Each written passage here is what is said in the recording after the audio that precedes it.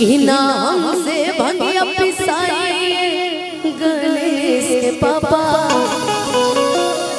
कि नहीं हर जात वाले। ई भजन के सुन ले मान के चलिए भजन रहुआ लोग नहीं के सुन ले ई भजन के सुन ले बताइए रहुआ सुन ले मेहरारू लोग के सुन ले के सुन ले ई पीछे में सब झगड़ा करे वाली मेहरारू बड़ी का बोलत नहीं खन भोला बाबा के माने लाई बताइए भोला बाबा के माने लाई देखा वो में हाथ नहीं उठा ए मुकेश भैया मुकेश भैया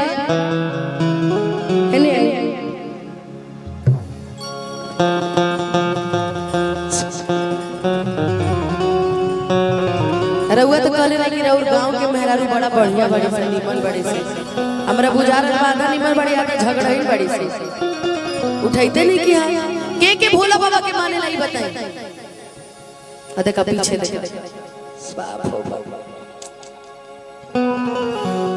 अच्छा एक बार प्रेम से बोल दी शंकर भगवान की। लेकिन ये भजन रघुआ सबके भी गाए के बाद अब हम एजा से एक लाइन कहो एक लाइन रघुआ सब कहे कि ना हमसे भंगिया पिसाई गणेश के पापा। रुक मर दे कि ना हमसे भंगिया पिसाई। आवाज नहीं की निकलता अब लड़ाई करवा दो लोग दो चार गांव तक आवाज चल जाए अब पूरा पहचान में आ जाए कि कलुआ के माई पपुआ के माई से लड़त रही है। एक बेर और कि ना हमसे भंगिया पिसाई रमेश के पापा। अब बता अभी रमेश के पापा कौन है? अरे रमेश तो हमारे बाबूजी के नाम है। कि ना हमसे भंगिया पिसाई हम गणेश के मम्मी से पूछने पापा लोग से ना पूछने कि नहीं हर जात वाले। एक बार प्रेम से बोली शंकर भगवान की। अच्छा अगर साथ में गाय के तने दोनों हाथ ऊपर उठाई था सीधा सीधा देखी के भगवान भोलेनाथ के माने ला तने दोनों हाथ ऊपर उठाई सबके हो सबके तने ऊपर उठाई। अब तनी ताली बजा के हमारे साथ गई चल भाई उठाओ ताली बजा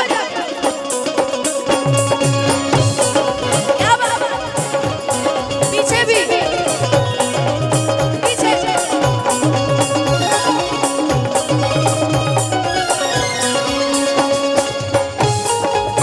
इधर से भी सब इधर क्या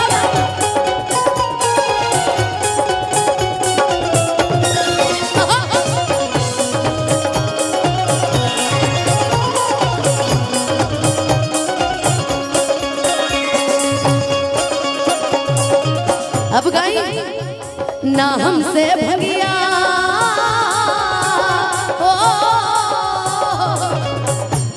तनी सा धीरे ऋषु शिशु ना हमसे भंगिया पिसाई गणेश के पापा। इतना फास्ट बजे बजे और तालियां ना बजेंगे लोग हमरा लगे कि हम अनुपमा यादव आइली गई कि ना हमसे भंगिया पिसाई गणेश के पापा। ससुरा जात बने अपने फेरा मेरा लगा लो खाली कि नहीं हर जात बने। देखिए जब तक आप लोग साथ नहीं देंगे ना तब तक भजन सुनने मजा नहीं आएगा। और इस गीत के बाद हम लोकगीत भी हमको सुनाना है बहुत लोगों की फरमाइश है तो वो भी मैं सुनाऊंगी। लेकिन मैं सोच रही हूँ कि ये भजन आप लोग मेरे साथ गाइए तब मजा आएगा है ना कि ना। अच्छा नहीं गा पा रहे तो तालियां बजाइए कम से कम हम ही लोग सुनाए कि ना हमसे भंगिया पिसाई गणेश के पापा कि नहीं हर जात बने। ना हमसे भंगिया पिसाई गणेश के पापा कि नहीं हर जात बने। दुखा लागो मन हमर कलाई गणेश के पापा सच कही बात मानी। ना हमसे भंगिया पिसाई गणेश के पापा कि नहीं हर जात बने।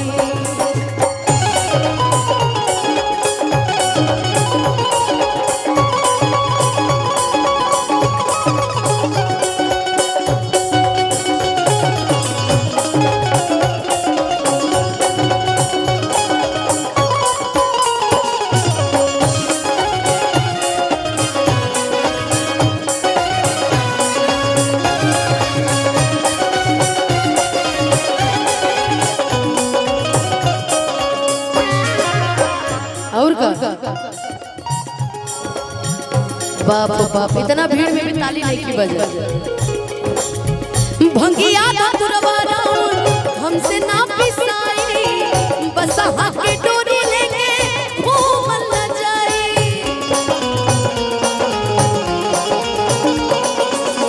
भंगिया धतुरवा राउर हमसे ना पिसाई, बसहा के डोरी लेके घूमल न जाई। काहे करनी अखिया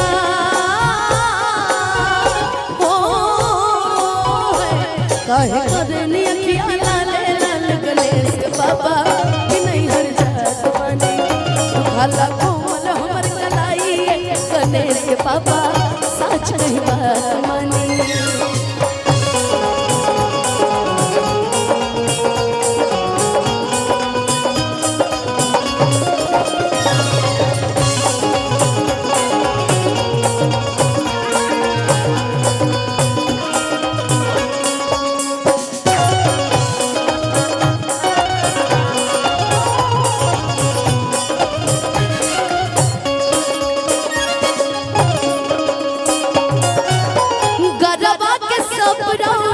मारे फुफुकारी पिए खातिर दूध मांगे समझी लचारी। गरबा के सापरान मारे फुफुकारी पिए खातिर दूध मांगे समझी लचारी।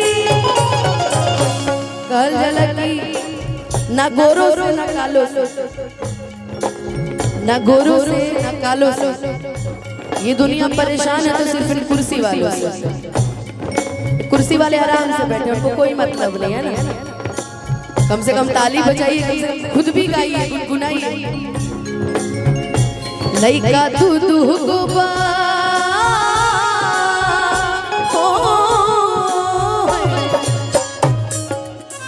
आए देखें भैया, कहा जाता है ना कि जो सोवत है सो खोवत है, और जो जागत है सो खाली मोबाइल चलावत है। भजन नहीं सुनत है, खाली मोबाइल चलावत है। एक सवाल पूछे क्या, इस आप बताना जवाब। हेलो बबू, आप कितने पुत्र थे शिव जी? कितने पुत्र थे? आप नहीं इनसे पूछ रही हूँ, कितने पुत्र थे? गिनती से ऐसे बताओ, ऐसे बताओ, ऐसे बताओ, जो बताना बताओ,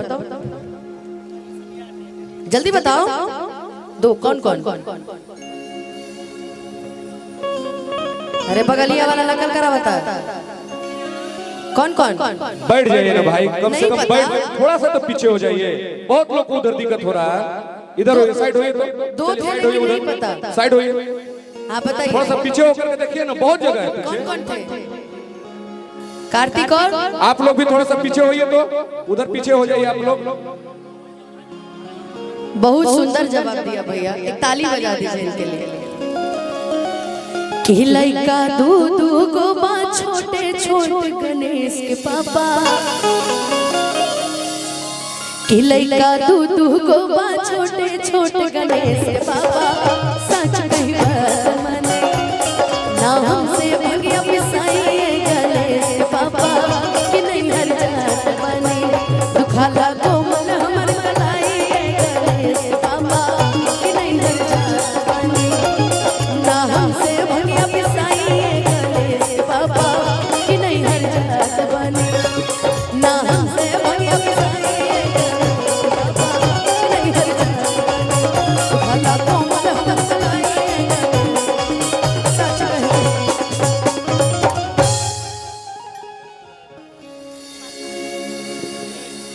हेलो हेलो।